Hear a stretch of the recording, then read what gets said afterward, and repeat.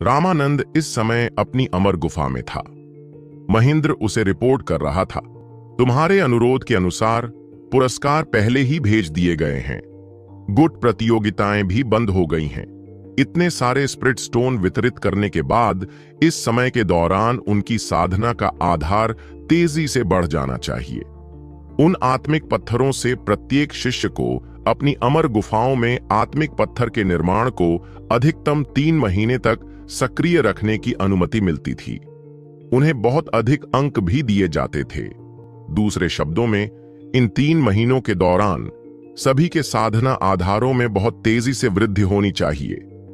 लेकिन मठ लंबे समय तक इतनी भयानक तबाही को झेल नहीं सकता था। शुरू में उनके पास सिर्फ 3 साल के लिए संसाधन थे, लेकिन अब उन्होंने तुरंत उन संसाधनों का 1/3 वितरित कर दिया था, जिससे महेंद्र चिंतित हो गया।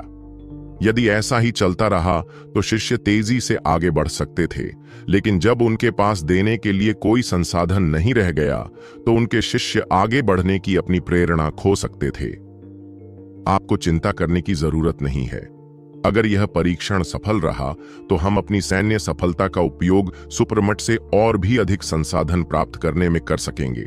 अन्य मठों में भी ऐसे उदाहरण हैं, रामानंद ने हल्के से कहा। लेकिन महेंद्र अभी भी कुछ हद तक चिंतित था। वे सभी मठ शीर्ष की ओर रैंक किए गए हैं। उन्होंने अनगिनत वर्षों के संसाधनों को इकट्ठा किया है, जिससे वे बेहद शक्तिशाली बन गए हैं। संभवतः उनके कुछ नए शिष्य पहले ही मध्य टेंडन परिवर्तन क्षेत्र में प्रवेश कर चुके हैं। हम उनकी तुलना करने में असमर्थ हैं। आखिरकार हमारा मठ हमेशा सबसे पीछे रहता है और इसलिए हमें हमेशा सबसे कम संसाधन मिलते हैं। हमें बहुत दूर फेंक दिया गया है क्योंकि हमारे पास अपने शिष्यों को बढ़ाने के लिए पर्याप्त संसाधन नहीं है। महेंद्र को इस बात पर बहुत दबाव महसूस हुआ। जुआंटियन सुपरमॉन्स्ट्री के नीचे 108 मठ थे। अलग अलग मठों के बीच प्रतिस्पर्धा बहुत तीव्र थी। हर साल उनके बीच मठ प्रतियोगिता होती थी और संसाधनों को रैंक के अनुसार विभाजित किया जाता था। मठ की गुट प्रतियोगिता पूरी तरह से इसी पर आधारित थी। यह एक तरह से योग्यतम की उत्तरजीविता की पद्धति थी। सच तो यह है कि जुआंटियन मठों को उनकी रैंकिंग के हिसाब से नाम दिया गया था। पहला मठ, दूसरा मठ, तीसरा मठ, राघव के जुआंटियन मठ तक। क्योंकि वे अंतिम स्थान पर थे, इसलिए उन्होंने निर्णय लिया कि अपने शिष्यों को यह बताना बहुत अजीब होगा और उन्होंने अपना नाम जुआंतियान मठ रख लिया। अन्यथा अगर वे खुद को 108वां मठ कहते तो उनके शिष्यों को आश्चर्य होता कि इसका क्या मतलब है, जो बेहद अजीब होता। बिल्कुल आखिरी स्थान, ये कुछ ऐसा था जो वे अपने शिष्यों को नहीं बता सकते थे। कुछ अन्य मठों में भ्रष्ट मार्ग के विरुद्ध पहल करने की शक्ति तो थी, परंतु उनके पास शक्तिशाली आधार नहीं थे। अगर वे सफल होते तो यह स्वीकार्य होता और यही कहा जाता कि रामानंद में अटूट साहस था। लेकिन अगर यह विफल हो जाता और मठ के बहुत से शिष्य मर जाते, तो जब सुपरमठ इसकी जांच करता तो रामानंद को बहुत सजा दी जाती। शायद उसे अपने संप्रदाय के नेता का पद भी खोना पड़ता। इसलिए महेंद्र को अभी भी लगा कि इस तरह की कार्रवाई बहुत खतरनाक है। मठ पहले से ही कई मुख्य शिष्यों के साथ बहुत अच्छी तरह से विकसित हो रहा था। यह जोखिम लेने की कोई जरूरत नहीं थी। जब राघव ने बलदेव को सिर्फ 4 चालों में मार गिराया तो मैं बेहद प्रभावित हुआ। राघव का अजेय दांव हृदय और इच्छा शक्ति ऐसी चीज है जिसकी बराबरी कोई और नहीं कर सकता। यह साधना के आधार से संबंधित नहीं है, बल्कि एक प्रकार का पूर्ण आत्मविश्वास है जो अनगिनत बार जीवन और मृत्यु के अनुभवों से गुजरने के बाद आया है। आपने यह भी देखा है कि ऐसी इच्छा कितनी भयावह होती है। यही कारण है कि हमारे धर्म मार्ग के अनुयायियों को भ्रष्ट मार्ग के अनुयायियों को उसी स्तर पर हराना बहुत मुश्किल लगता है। ऐसा इसलिए है क्योंकि हम पर्याप्त निर्दयी नहीं हैं। न केवल हम अपने विरोधियों के प्रति निर्दयी नहीं हैं, बल्कि हम खुद के प्रति भी पर्याप्त निर्दयी नहीं हैं। केवल वे ही लोग अंत तक जीवित रह पाते हैं जिनमें अपनी जान की बाजी लगाकर पूरी ताकत से लड़ने का साहस होता है। रामानंद ने आह भरी। बादलों में ऊंचे फैले स्काईवुड पर्वत को देखते हुए उसकी आंखों में तड़प दिखाई दी। उस दिन अंकल मास्टर के शब्दों ने मुझे पूरी तरह से जगा दिया। मैं बहुत रूढ़िवादी रहा हूं, जिसने हमारे मठ के विकास को प्रभावित किया है।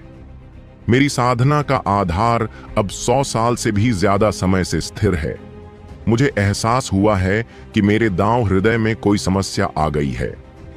यदि साधक में जोखिम उठाने का साहस ही नहीं है, तो वह युद्ध पथ के शिखर पर चढ़ने का साहस कैसे कर सकता है? मैं बहुत लंबे समय से स्थिर रह गया हूं। मैं पहले ही अपनी पुरानी तीक्ष्णता खो चुका हूं। मुझे अपनी पुरानी तीक्ष्णता वापस पाने के लिए किसी अवसर की जरूरत है। रामानंद के शरीर से एक निराकार इच्छा शक्ति फूट पड़ी, यहां तक कि उसकी पीठ पर लगी तलवार भी जोर से चीख उठी। तलवार निकालते हुए रामानंद ने माफी मांगते हुए अपनी तलवार की ओर देखा। माफ करना साथी, मैंने तुम्हें बहुत देर तक इंतजार करवाया। रामानंद की तलवार लगातार बज रही थी, मानो वह जीवित हो। अब ऐसा लग रहा था मानो रामानंद भी म्यान से बाहर आ गया हो। उसकी प्रभावशाली तीक्ष्णता बढ़ रही थी। वह पहले से कहीं ज्यादा जवान लग रहा था। अपनी तलवार को वापस म्यान में रखते हुए रामानंद ने महेंद्र की ओर रुख किया। अब तुम्हें समझ जाना चाहिए कि मैं यह जोखिम क्यों उठा रहा हूं। मैं अपने भाग्य को मठ के भाग्य से जोड़ रहा हूं। मैं पूरी तरह से जागने के लिए उस मौके का लाभ उठाऊंगा। मैं बहुत लंबे समय से चुप हूं। मुझे एक बार फिर से अपने पुराने स्वरूप में लौटने के लिए प्रेरित करने के लिए एक निश्चित शक्ति की आवश्यकता है। तो आप राघव पर दांव लगा रहे हैं? हां, चूंकि मैंने एक बार शर्त लगाई है, इसलिए मैं दूसरी बार भी शर्त लगा सकता हूं। और चूंकि मेरी पहली शर्त सफल रही, इसलिए मुझे विश्वास है कि मेरी दूसरी शर्त भी सफल होगी, रामानंद ने आत्मविश्वास से कहा। पिछली बार रामानंद ने स्वर्गीय दाऊस से प्रतिक्रिया के खतरे का सामना करते हुए पुष्टि की थी कि राघव एक डायवर्जेंट था। यह बिल्कुल पागलपन था, लेकिन इसने रामानंद को गर्व से भर दिया था। अब वह एक और बड़ा दांव लगाने जा रहा था। वह था मठ के भविष्य को अपने भविष्य के साथ जोड़ना और दोनों को राघव के कंधों पर रखना। रामानंद के पुराने स्वभाव के कारण वह खुद को डायवर्जेंट के कर्म से संक्रमित होने के डर से ऐसा करने की अनुमति नहीं देता। यह अनुमान लगाना असंभव था कि अगर वह ऐसा करता तो क्या होता। शायद यह मठ को तेजी से शिखर तक पहुंचने में मदद कर सकता था, या शायद इसका परिणाम अनंत काल तक विनाश हो सकता था। लेकिन उस दिन सोहम के शब्दों ने उसे बुरी तरह झकझोर दिया था। जब उसने एक बार शर्त लगाने की हिम्मत की थी, तो वह दूसरी बार शर्त लगाने की हिम्मत क्यों नहीं करेगा? और चूंकि उसने शर्त लगाने की हिम्मत की थी, इसलिए उसे अपनी शर्त थोड़ी बड़ी रखनी चाहिए थी। इस बार उसने अपनी किस्मत खुद ही दांव पर लगा दी थी। यदि राघव शिष्यों की इस नई पीढ़ी का मार्गदर्शन करने में सफल हो सके, उन्हें इस लड़ाई में चमकने में सक्षम बना सके, तो इससे उसका आत्मविश्वास बढ़ेगा, उसके दिल की गांठ सुलझ जाएगी, वह बाधाओं से बाहर निकल सकेगा और एक बार फिर सफलता प्राप्त कर सकेगा। लेकिन अगर वह असफल हो जाता, तो उसके जीवन काल में उसके आगे बढ़ने की कोई उम्मीद नहीं रहती। साथ ही मठ पर विनाशकारी प्रभाव पड़ता, और इसलिए यह वास्तव में एक बड़ा दांव था। वह महेंद्र की चिंताओं को समझता था, लेकिन उसे अपने अंतर्मन पर भरोसा था। राघव निश्चित रूप से उसे निराश नहीं करेगा, और चूंकि उसे उस पर भरोसा था, इसलिए उसने लगाम छोड़ दी, पीछे हटने के सभी रास्ते बंद कर दिए। महेंद्र ने आत्मविश्वास से भरे रामानंद को देखा और भावनात्मक रूप से भी उत्तेजित हो गया। यह वास्तव में एक बड़ा दांव था, जो अविश्वसनीय रूप से जोखिम भरा था। लेकिन अगर वह इसे पूरा कर सकता है, तो लाभ अकल्पनीय थे। इतना गंभीर और शायद अडिग व्यक्ति होने के बावजूद महेंद्र फिर भी रामानंद की बात से बहुत प्रभावित हुआ। महेंद्र, ज्यादा शक्तिशाली बुजुर्गों के साथ कुछ अभ्यास करना शुरू करो। सिर्फ एक मजबूत साधना आधार होना ही काफी नहीं है। वे सिर्फ बैठे रहने के इतने आदी हो गए हैं कि उनमें जंग लगने लगी है। हमें अपने कनिष्ठ शिष्यों को ले जाने के लिए उनकी जरूरत है, रामानंद ने आदेश दिया। इस बार उनका लक्ष्य अपने सभी शिष्यों की इच्छाओं को नियंत्रित करना और उनकी पूरी क्षमता को सामने लाना था। वे अपने शिष्यों को यूं ही मौत के घाट नहीं उतार देंगे।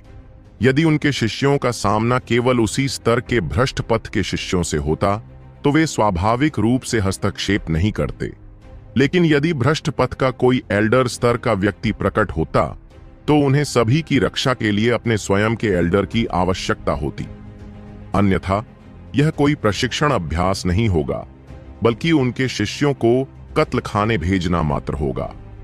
इससे पहले जब भ्रष्ट मार्ग ने आक्रमण किया था, तब भी इस बात पर हमेशा सहमति थी कि यह उनके नए अनुयायियों के लिए लड़ने का एक प्रशिक्षण अभ्यास मात्र होगा। भ्रष्ट मार्ग वाले ऐसा इसलिए करते थे क्योंकि भले ही उनके अनुयायी धर्म मार्ग के लोगों के हाथों न भी मरे हों, लेकिन वे अपने ही संप्रदाय के लोगों के हाथों मारे जाते थे। उनके नियम बेहद क्रूर थे। कमजोर लोगों का सिर्फ एक ही हश्र होता था और वह था मारा जाना। और इसलिए भ्रष्ट मार्ग के सभी शिष्य नरसंहार के मार्ग पर चले गए। हालांकि उनकी साधना का आधार उतना शक्तिशाली नहीं था, लेकिन उनकी इच्छाएं बहुत दृढ़ थीं। यदि धार्मिक मार्ग संख्या के मामले में पूर्ण श्रेष्ठता नहीं रखता, तो उनके लिए भ्रष्ट मार्ग से प्रतिस्पर्धा करने का कोई तरीका नहीं होता। और यही कारण था कि सोहम ने मठ के शिष्यों को बढ़ाने के तरीके को नीचा दिखाया था और शाप दिया था कि वे भ्रष्ट मार्ग के शिष्यों के लिए सिर्फ सांड के पत्थर बनकर रह जाएंगे। महेंद्र ने सिर हिलाया और कुछ मजबूत बुजुर्गों और कानून लागू करने वालों को चुनना शुरू कर दिया। वे सभी अपनी तैयारी करेंगे। इन 3 महीनों के दौरान किसी ने भी इसे हल्के में लेने की हिम्मत नहीं की। आखिरकार यह एक बड़ा मामला था जो मठ के भविष्य को प्रभावित करने वाला था। अगर उनके कुछ शिष्य सच्चे विशेषज्ञ बन गए तो वे मठ प्रतियोगिता के दौरान बेहतर रैंकिंग प्राप्त कर सकेंगे। तब उनका मठ वास्तव में ऊंचा उठेगा। लेकिन अगर बहुत ज्यादा चोटें और मौतें होती तो मठ पर इसका बहुत बड़ा असर पड़ता। इसलिए इस अभ्यास का हिस्सा बनने वाले सभी लोगों ने इसे बहुत गंभीरता से लिया। महेंद्र से नोटिस पाने वाले सभी लोग तुरंत काम पर लग गए। वे सभी खुद को तैयार करने के लिए मठ से बाहर निकल गए।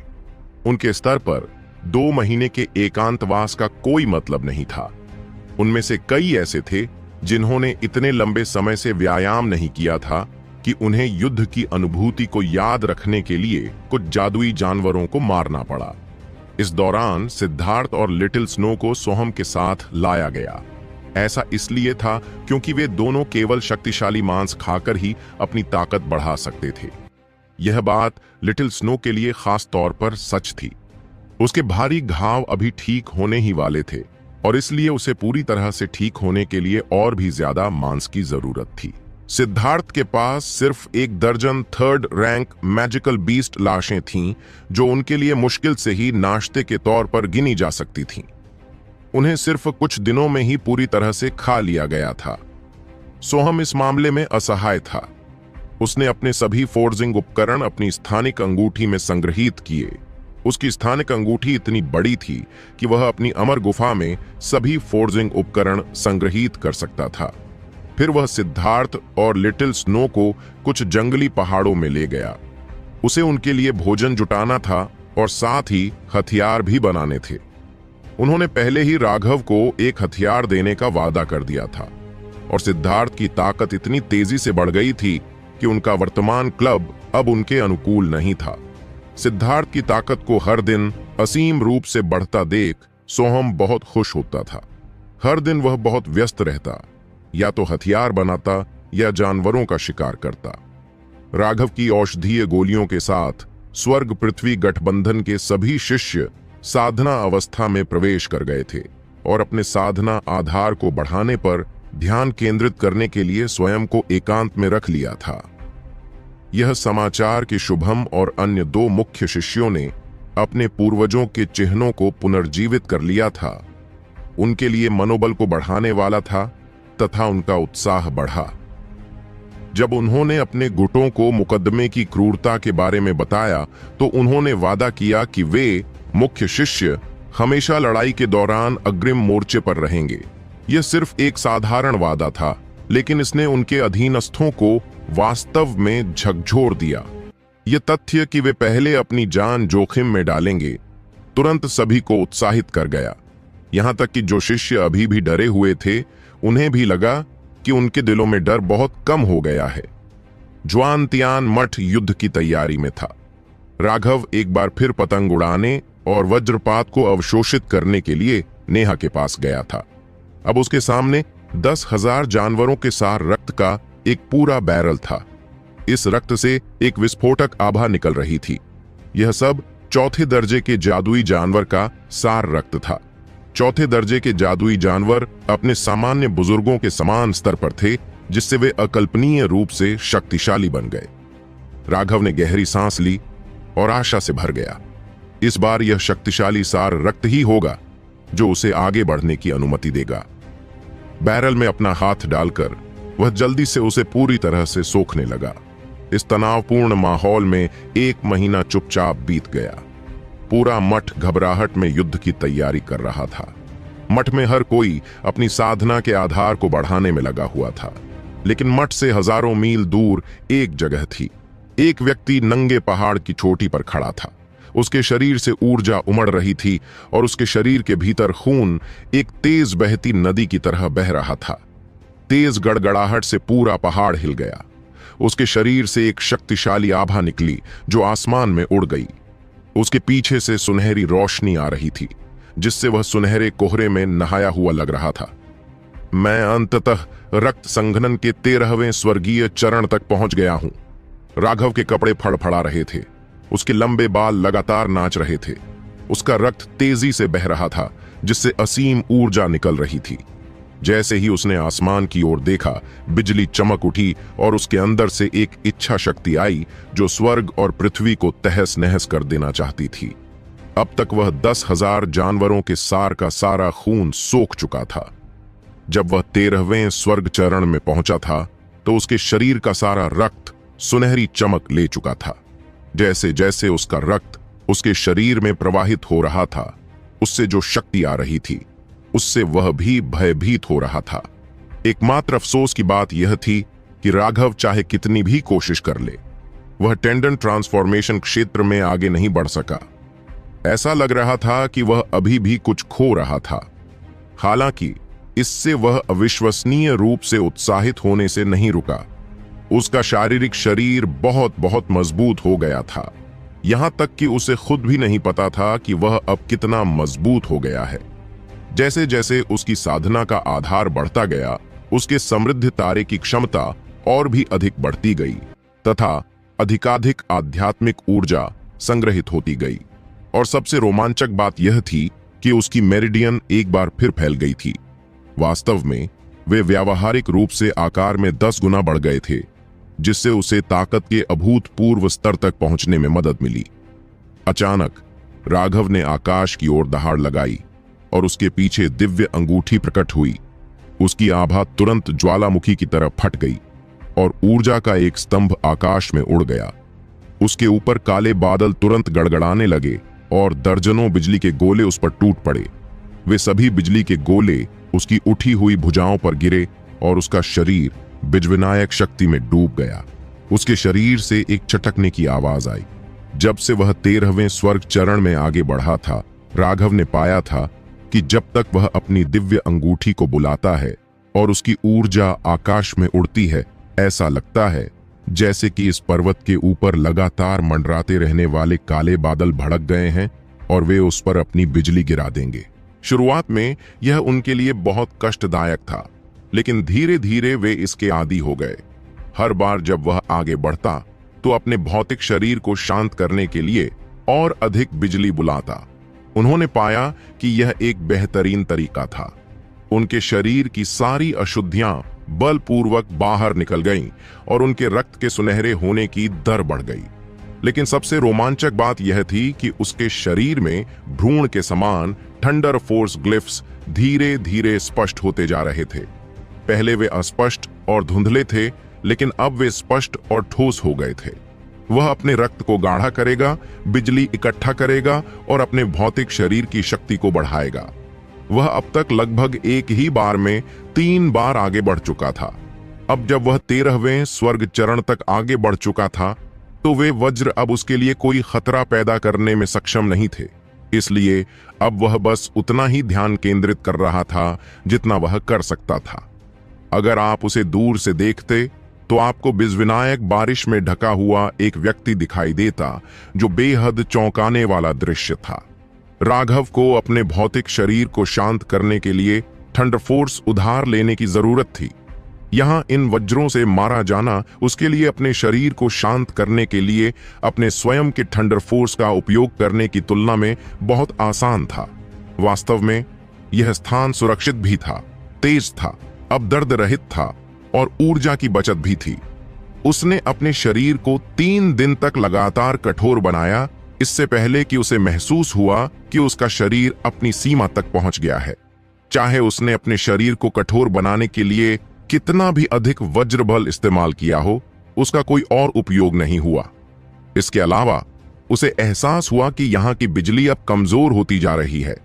आसमान की ओर देखते हुए उसने देखा कि इस पहाड़ के ऊपर लगातार तैरते रहने वाले काले बादल अब बहुत पतले हो गए हैं। वह जानता था कि उसने यहाँ की सारी शक्ति खर्च कर दी है। यह खास जगह एक खास माहौल था। यहाँ गरजने वाले बादल शायद न जाने कितने सालों से जमा हो रहे थे और अब उसने लगभग सारी शक्ति खत्म कर दी थी। अपनी दिव्य अंगूठी को उतारकर बिजली का तूफान भी अचानक रुक गया। उसके शरीर से आने वाली गड़गड़ाहट शांत हो गई और सब कुछ सामान्य हो गया। राघव ने अपनी मुट्ठी से अपना पेट कुचल दिया। एक जोरदार धमाकेदार आवाज आई और उसके पैरों के नीचे की चट्टान टूट गई। हे, अगर मेरे पास उस समय इतनी शक्ति होती तो क्या मुझे बलदेव के खिलाफ अपनी जान जोखिम में डालनी पड़ती? मैं अब उसे आसानी से मार सकता हूं। राघव अब इतना शक्तिशाली हो गया था कि अगर बलदेव अब उससे लड़ता तो उसे हराने के लिए उसे युद्ध की स्थिति में जाने की भी जरूरत नहीं पड़ती। इससे राघव को भ्रष्ट शैतानों के खिलाफ आगामी मुकदमे के लिए आत्मविश्वास से भर दिया गया। मुकदमे की सेटिंग के अनुसार भ्रष्ट मार्ग के एक भी बाहरी शिष्य को मारना 5000 अंकों के बराबर था। एक आंतरिक शिष्य को मारने पर 30,000 अंक मिलते थे और एक मूल शिष्य को मारने पर 2 लाख अंक मिलते थे। यह एक अविश्वसनीय अवसर था। जब राघव ने ज्वांटियन मंडप में औषधीय सामग्री खरीदी थी तो उसने अलियोथ गोली के लिए काफी औषधीय सामग्री देखी थी, लेकिन वे औषधीय तत्व दुर्लभ थे और उन्हें खरीदने के लिए हजारों पॉइंट की जरूरत थी। ज्यादा महंगे वाले के लिए तो 10,000 पॉइंट की जरूरत थी। राघव के पास उन्हें खरीदने के लिए पर्याप्त पॉइंट नहीं थे और इसलिए राघव ने अभी उनके बारे में सोचा भी नहीं था।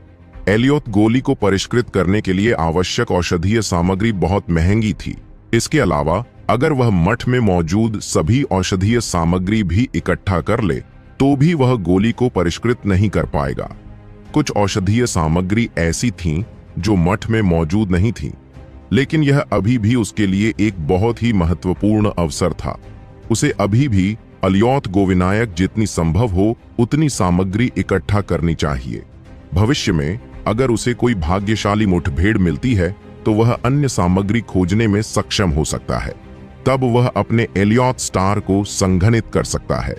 दोनों सितारों के सुप्रीम पोजीशन के साथ वह समृद्ध बैटल आर्मर को और भी लंबे समय तक बनाए रखने में सक्षम होगा। वर्तमान में वह इसे केवल कुछ क्षणों के लिए उपयोग करने में सक्षम था, इससे पहले कि यह फीका पड़ जाए। सबसे महत्वपूर्ण बात यह है कि उसे अभी भी नहीं पता था कि एलियोथ स्टार को संघनित करने के बाद असुरासुत्रा बॉडी आर्ट में किस तरह के बदलाव होंगे। बस इसके बारे में सोचने से ही राघव उत्सुकता से भर गया। इस बार उसने जो कपड़े पहने थे उनमें से ज्यादातर बिजविनायक वजह से राख में बदल चुके थे, इसलिए राघव ने कुछ नए कपड़े पहन लिए। काले बादलों को देखते हुए जो बहुत पतले हो गए थे, उसने मुस्कुराते हुए कहा, धन्यवाद। उसके शरीर में बिजविनायक शक्ति अब और भी ठोस हो गई थी। वास्तव में यह इतनी शक्तिशाली थी कि इसने उसे चौंका दिया। इस बिजली के तड़पने का अनुभव करने के बाद राघव को विश्वास हो गया कि वह अगली स्वर्गीय सजा से बच सकता है। जब राघव मठ में वापस लौटा तो उसने स्पष्ट रूप से महसूस किया कि माहौल बहुत गंभीर था। विशाल मठ में 1-2 कार्यकर्ताओं के अलावा लगभग कोई और नहीं था। सबसे अधिक संभावना है कि वे सभी एकांत में साधना कर रहे थे। राघव स्वर्ग पृथ्वी गुट में पहुंचे और पाया कि वह सही था। हर कोई अपनी अमर गुफाओं में साधना कर रहा था। उनकी आत्मा पत्थर की संरचनाएं अधिकतम तक पहुंच गई थीं, क्योंकि वे पागलपन की हद तक अपने साधना आधार को बढ़ा रहे थे। यद्यपि इस तरह से साधना का आधार बढ़ाना अच्छी बात नहीं थी और इससे उनकी नींव कमजोर हो जाती, फिर भी वे भ्रष्ट शैतान के मुकदमे का सामना करने वाले थे। उस तरह के माहौल में जहां जीवन और मृत्यु के बीच बस एक महीन रेखा होती है, उनकी नींव जल्दी ही फिर से स्थिर हो जाती। इसलिए इस समय उनकी साधना का आधार तेजी से बढ़ाने से कोई समस्या नहीं होगी। सबसे महत्वपूर्ण बात यह थी कि ताकत में हर छोटी सी वृद्धि से उन्हें बचने का थोड़ा ज्यादा मौका मिलता। मठ के आदेश के अनुसार अगर वे इस परीक्षण में भाग लेने की हिम्मत नहीं करते तो उन्हें मठ से सीधे निष्कासित कर दिया जाता। वे सभी साधक थे। अगर वे मृत्यु के डर से मना कर देते तो उनके साधना करने का कोई मतलब नहीं था। जब राघव ने अपनी अमर गुफा में प्रवेश किया तो नेहा, जो साधना कर रही थी, ने अपनी आंखें खोलीं। राघव यह देखकर चौंक गया कि उसकी आभा अब कितनी शक्तिशाली हो गई थी। वास्तव में यह अभी भी तेजी से बढ़ रही थी। राघव को देखकर वह अपनी खुशी को रोक नहीं पाई, लेकिन जल्दी ही वह मुस्कुराहट वापस लौट आई और उसने डांटा, तुम कहां भाग गए? तुम 1 महीने से ज्यादा समय से बाहर थे। मुझे लगा कि तुम भाग गए हो। राघव हंसा, आह, मैं सचमुच भाग गया था, लेकिन फिर आधे रास्ते में मैं अपनी देवी को छोड़कर नहीं जा सका और इसलिए मैं वापस लौट आया। तुम्हें तो बस बकवास करना आता है। नेहा ने उसकी तरफ आंखें घुमाईं, लेकिन अचानक उसने हैरानी और उलझन से उसकी तरफ देखा। तुम्हारी साधना का आधार इतना अजीब क्यों लगता है? यह रक्त संघनन के चरम जैसा दिखता है, लेकिन यह पूरी तरह से वैसा भी नहीं है। ऐसा कैसे हो सकता है कि मुझे तुम्हारा इतना शक्तिशाली दबाव महसूस हो कि इससे मेरा दिल धड़कने लगे? राघव ने अपने बालों को पीछे धकेला और एक बेहद आकर्षक मुद्रा में आकर कटुतापूर्वक शिकायत करते हुए कहा, आप यह भी जानते हैं कि मैं शांत रहना पसंद करता हूं और इतना आकर्षक नहीं बनना चाहता, लेकिन यह हमेशा बहुत मुश्किल होता है। जैसे जैसे मेरा साधना आधार प्रत्येक बीतते दिन के साथ बढ़ता है, मेरा अपना आकर्षण भी पूर्वी सूर्य की तरह बढ़ता है। मेरी चमक अंतहीन रूप से चमकती है। हर महिला जब मुझे देखेगी तो उसका दिल तुरंत धड़कने लगेगा। नेहा शुरू में गंभीरता से सुन रही थी, लेकिन आधा सुनने के बाद उसका चेहरा पूरी तरह से तिरस्कार से भर गया। जाहिर है उनके दिल धड़क रहे हैं। अगर वे नहीं धड़क रहे होते तो वे मर चुके होते। अगर तुम मुझे नहीं बताना चाहते तो ठीक है, इतनी चंचल और बकवादी मत बनो। तुम पूरे स्वर्ग पृथ्वी गठबंधन की मुख्य कड़ी हो, इसलिए अपनी छवि पर ज्यादा ध्यान दो, नेहा ने कहा। क्या यह मैं कैसे कर सकता हूं? आप पुराने बॉस हैं। मेरा मतलब है आप गुट के नेता हैं। आप अपनी जिम्मेदारी से बच नहीं सकते। राघव ने अपना सिर हिलाया। वह निश्चित रूप से हर किसी का ध्यान अपनी ओर आकर्षित नहीं करना चाहता था। उसके पास जितनी ज्यादा जिम्मेदारियां होंगी, उतनी ही कम आजादी होगी। वह बिना किसी बाधा के स्वतंत्र और सहज रहना पसंद करता था। राघव, मैं तुमसे गंभीरता से बात कर रही हूं। थोड़ा और सामान्य बनने की कोशिश करो। नेहा थोड़ी नाराज और गुस्से में थी। उसकी आंखें थोड़ी लाल हो गई थीं। राघव चौंका और वादा किया, ठीक है, मैं थोड़ी देर के लिए सामान्य होने का नाटक करूंगा। मुझे समझाओ। नेहा लगभग हंस पड़ी। यह आदमी कभी सामान्य नहीं था, इसलिए यह सुनकर वह लगभग खुशी से पागल हो गई। अपनी आवाज को यथासंभव सामान्य रखने की कोशिश करते हुए उसने समझाना शुरू किया। राघव, सच बताऊं तो मैं कभी भी गुट का नेता नहीं बनना चाहता था। मुझे बस अपने परिवार के कारण मजबूर होना पड़ा। स्वर्ग पृथ्वी गुट के इस स्तर तक पहुंचने का कारण व्यावहारिक रूप से आपकी वजह से है। हालांकि वे सभी मेरा सम्मान करते हैं, फिर भी मुझे पता है कि यह आप ही हैं जो उनके आदर्श और आध्यात्मिक स्तंभ हैं। मैं उनकी आंखों में जोश देख सकता हूं। वे तुम्हारे लिए अपनी जान भी दे देंगे। राघव, सभी की खातिर, जिसमें मैं भी शामिल हूं, मुझे उम्मीद है कि तुम एक बार फिर मुझे इस जिम्मेदारी को निभाने में मदद करोगे। मैं नहीं चाहता कि मेरी असफलताओं के कारण इतने सारे भाई भ्रष्ट शिष्यों के हाथों मारे जाएं। नेहा की आवाज भीख मांगने जैसी थी। वह जानती थी कि स्वर्ग पृथ्वी गुट के लिए राघव से बेहतर नेता कोई और नहीं हो सकता। जब तक वह सभी का नेतृत्व करने के लिए सहमत हो जाता है, इससे निश्चित रूप से हताहतों और चोटों की संख्या कम से कम हो जाएगी। वह जानती थी कि सभी में से केवल राघव के पास ही यह क्षमता थी, लेकिन राघव हमेशा पूरे दिन बहुत लापरवाह व्यवहार करता था। आप कभी नहीं बता पाएंगे कि वह अंदर से क्या सोच रहा था। इस वजह से उसे उसके बारे में थोड़ी अनिश्चितता महसूस हुई और इसलिए सभी की सुरक्षा के लिए उसे राघव को यह स्पष्ट रूप से समझाना पड़ा। उसे अपनी स्थिति उसके हवाले करने की बिल्कुल भी परवाह नहीं थी। राघव ने कड़वी मुस्कान के साथ आह भरी। हालांकि मुझे पता है कि इस तरह की जिम्मेदारी सिर्फ एक जेल है, फिर भी मुझे मूर्खतापूर्वक खुद को इसके अंदर कसना होगा। अगर मैं उस जेल में चला गया तो मैं बेवकूफ हूं, लेकिन अगर मैं नहीं गया तो मैं बेवकूफ से भी बदतर हो जाऊंगा। ठीक है, मैं बेवकूफ ही रहूंगा। राघव का मतलब साफ था, वह इस भावनात्मक बोझ को ढोएगा। अगर वह इसे स्वीकार करने से इनकार करता है तो वह सिर्फ एक बेकार का टुकड़ा बन जाएगा जिसे अपने दोस्तों की भी परवाह नहीं है। कभी कभी बेवकूफ बनना बेहतर विकल्प होता है। धन्यवाद राघव। नेहा ने भावुक होकर राघव को गले लगाया। उसके चेहरे पर आंसू बह रहे थे। उसने सोचा था कि राघव उससे बहुत भावुक और नरम दिल होने के लिए डांटेगा।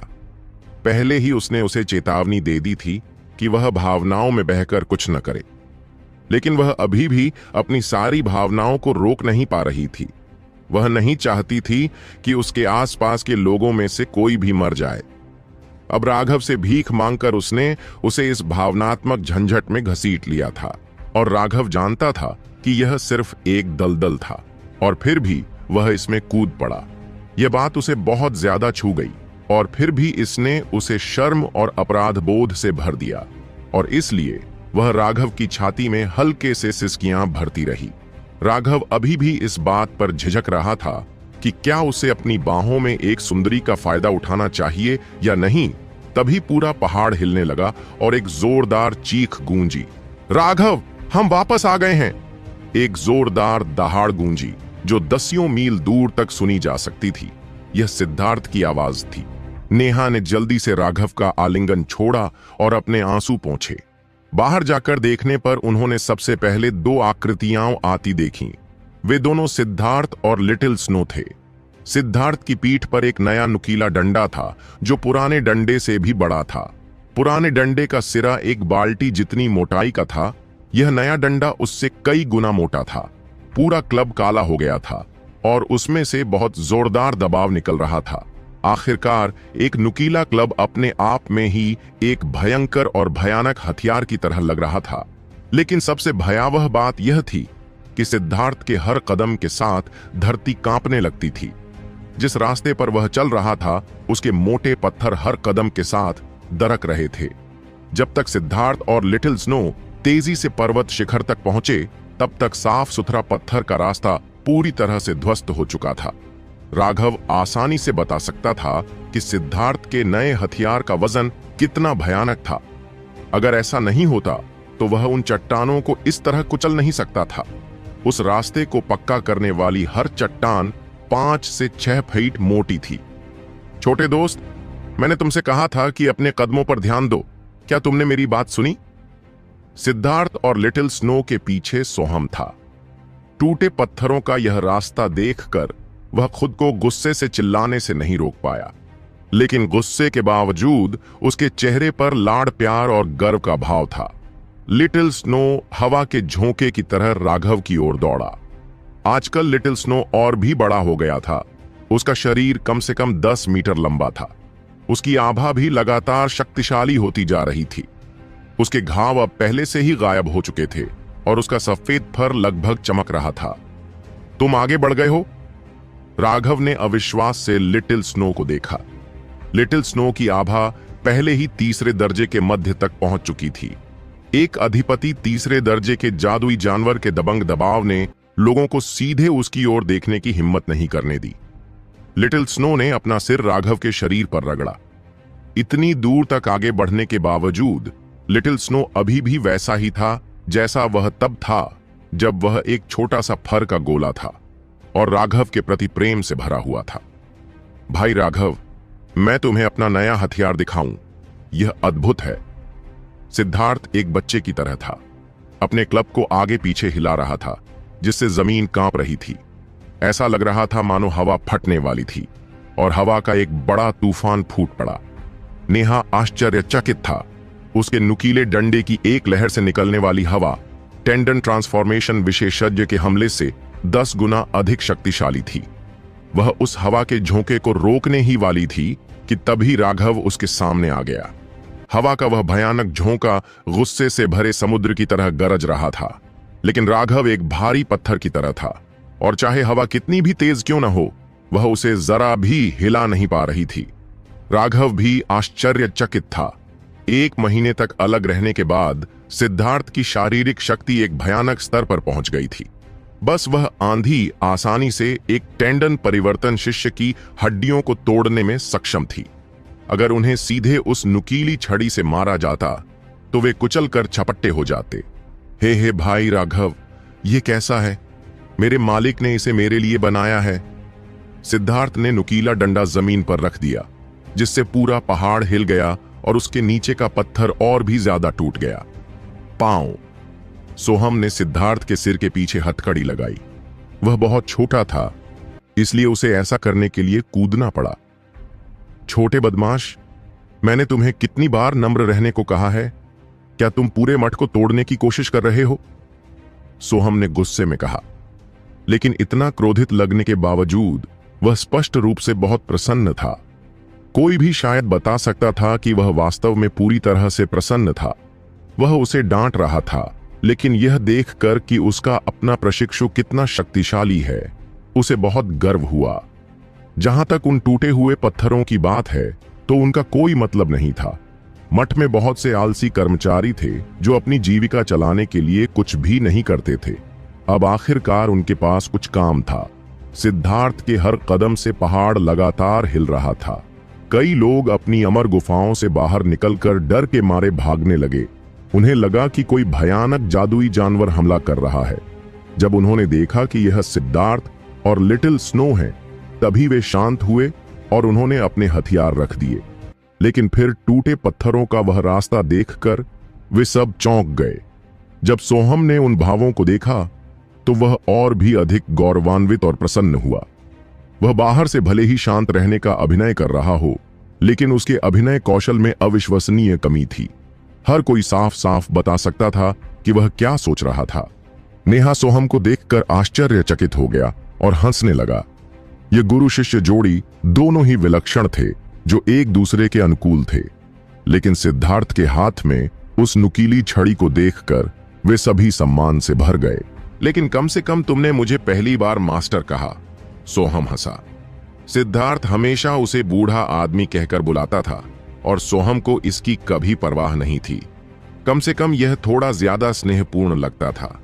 यह पहली बार था जब सिद्धार्थ ने उसे मास्टर कहकर पुकारा, तो स्वाभाविक रूप से उसे खुशी हुई। सैनी, खांसी, चाचा सोहम, यह नुकीला डंडा कितना भारी है? राघव पूछे बिना नहीं रह सका।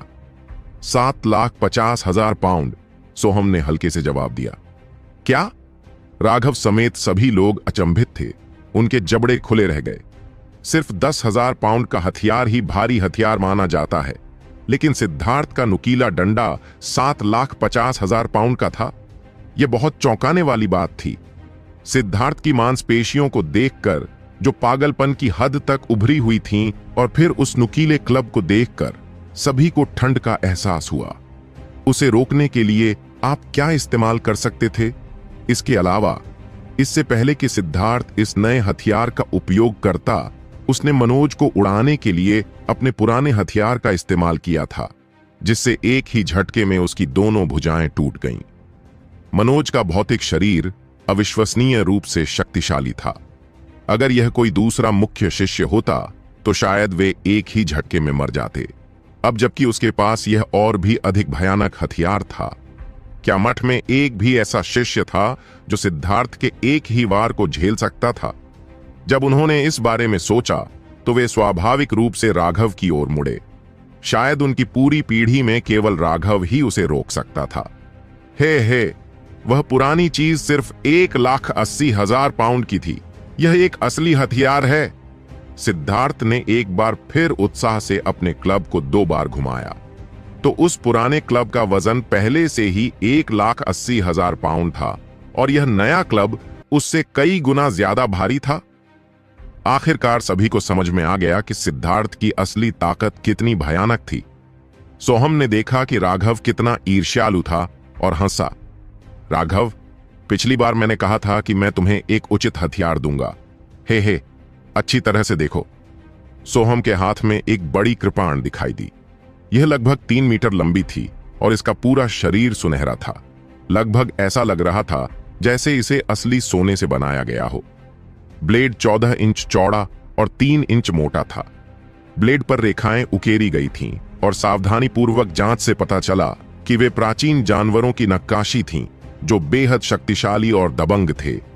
जहां ब्लेड और मूठ आपस में मिले थे, वहां राघव ने एक क्रिस्टल कोर देखा। राघव का दिल उछल पड़ा। तो यह वास्तव में एक आत्मा का हथियार था।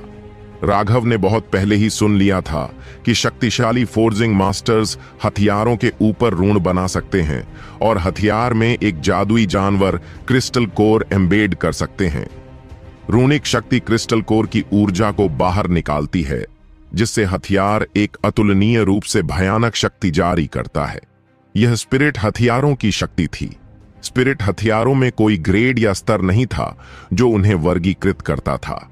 उनकी शक्ति पूरी तरह से फोर्जिंग मास्टर की तकनीकों और क्रिस्टल कोर की रैंक और विशेषता पर आधारित थी। राघव का दिल तेजी से धड़क रहा था। वह सिर्फ अपने दिल की धड़कन की आवाज सुन पा रहा था। सोहम ने तलवार की नोक को हल्के से जमीन पर रखा और छोड़ दिया। हल्की सी आवाज के साथ लोग यह देखकर आश्चर्यचकित रह गए कि तलवार के नीचे का कठोर पत्थर टोफू की तरह कट गया और तलवार मूठ तक जमीन में धंस गई। यह अविश्वसनीय रूप से तेज है। हर कोई पूरी तरह से हैरान था। इसे छोड़ने मात्र से ही यह आसानी से इन चट्टानों को भेदने में सक्षम हो गया। आखिर यह किस तरह की तीक्ष्णता थी? यह वास्तव में किंवदंतियों का हथियार है। वरिष्ठ प्रशिक्षु भाई राघव के पास यह कृपाण होने से वह निश्चित रूप से एक बाघ की तरह होगा जिसके पंख उग आए हैं। हे, अब जब वरिष्ठ प्रशिक्षु भाई राघव के पास यह कृपाण है तो वह हमें उन भ्रष्ट शैतानों के सिर काटने के लिए प्रेरित कर सकेगा, जैसे कि जमीन से खरपतवार उखाड़ना। बस इसके बारे में सोचकर ही मैं उत्साहित हो जाता हूं। हाँ, मैं उत्तेजना में पेशाब करने वाला हूं। उसके बगल में खड़े एक व्यक्ति ने कहा, क्या बकवास है, दूर हो जाओ मुझसे। जिस व्यक्ति ने उनकी बात से सहमति जताई उसे उसके बगल में खड़े लोगों ने तुरंत धक्का देकर भगा दिया। सोहम ने देखा कि राघव थोड़ा निराश दिख रहा था। उसने आग्रह किया, इसे आजमाओ। धन्यवाद सीनियर। राघव ने सोहम को, क्या बात है, यह तो वाकई इतना भारी है। राघव अपनी खुशी नहीं रोक पाया। जब उसने देखा कि यह कृपाण सिर्फ 3 इंच मोटी है तो उसने सोचा था कि यह बहुत हल्की होगी। अब उसे एहसास हुआ कि वह गलत था। राघव, तुम ही हो जिसने कहा था कि जितना भारी होगा उतना अच्छा होगा। मैंने तुम्हारे लिए यह कृपाण बनाने में बहुत पूंजी लगाई है। अगर तुम इसका इस्तेमाल भी नहीं कर सकते तो मुझे इसे वापस लेना होगा और रिसाइकल करना होगा। सोहम ने हंसते हुए कहा। आखिरी बार जब उसने राघव को देखा था तो उसे लगा था कि राघव पहले ही रक्त संघनन के चरम पर पहुंच चुका है और किसी भी समय टेंडन परिवर्तन में कदम रख सकता है। उन्होंने भविष्यवाणी की थी कि एक बार जब राघव टेंडन परिवर्तन क्षेत्र में आगे बढ़ जाएगा तो उसकी ताकत 2 दर्जन गुना बढ़ जाएगी और अपनी पिछली ताकत के अनुसार उसने यह अविश्वसनीय रूप से भारी कृपाण तैयार किया था। इस कृपाण को बनाने में उसे बहुत समय और मेहनत खर्च करनी पड़ी थी और क्रिस्टल कोर दरअसल 5वीं रैंक के जादुई जानवर का था। वह 5वीं रैंक का एकमात्र क्रिस्टल कोर था जो उसके पास था। मूल रूप से वह इसे सिद्धार्थ के लिए छोड़ने की योजना बना रहा था, लेकिन सिद्धार्थ के शरीर में आध्यात्मिक ऊर्जा नहीं थी और वह क्रिस्टल कोर की ऊर्जा को बाहर लाने के लिए इसके ऋणों को सक्रिय करने में असमर्थ था। इस प्रकार उसने इसे राघव के लिए इस कृपाण में एम्बेड करने का फैसला किया था। 1 महीने से ज्यादा समय बीत चुका था और राघव टेंडन ट्रांसफॉर्मेशन क्षेत्र में नहीं पहुंच पाया था। वह निराश महसूस करने से खुद को नहीं रोक पाया। उसे लगा कि राघव को यह कृपाण देना अभी भी बहुत जल्दी है, क्योंकि वह अभी भी इसका इस्तेमाल नहीं कर पाएगा। हाँ, चिंता मत करो, मैं चाचा को निराश नहीं करूंगा। राघव मुस्कुराया और दोनों हाथ मूठ पर रख दिए। पूरी ताकत से उठाते ही उसके नीचे के सारे पत्थर टूटने लगे। लोग यह देखकर आश्चर्यचकित थे कि जब सभी पत्थर टूट गए तो तलवार और भी अंदर धंसने लगी। वह उसे बाहर निकालने में असमर्थ था। यह दृश्य देखकर सभी दंग रह गए। यह तलवार कितनी भयानक थी। क्या यह धरती के अंदर तक डूब जाएगी? हा, अच्छा। राघव अचानक उत्साह और प्रत्याशा से हंस पड़ा। उसकी दिव्य अंगूठी उसके पीछे प्रकट हुई और भूमि फट गई। जब उसने कृपाण को जमीन से बाहर निकाला तो कृपाण ऊर्जा की एक भयानक किरण आसमान में उड़ी। दिव्य अंगूठी और कृपाण ने पूरे स्वर्ग और पृथ्वी को हिला दिया। ऊर्जा की एक अंतहीन लहर लगातार आसमान में उड़ रही थी। यह राघव के जीवन का सबसे अच्छा हथियार था। हर दिशा में एक शक्तिशाली दबाव फैल गया। अचानक 9 बार घंटी बजने की आवाज गूंजी, जिससे सभी लोग घबरा गए।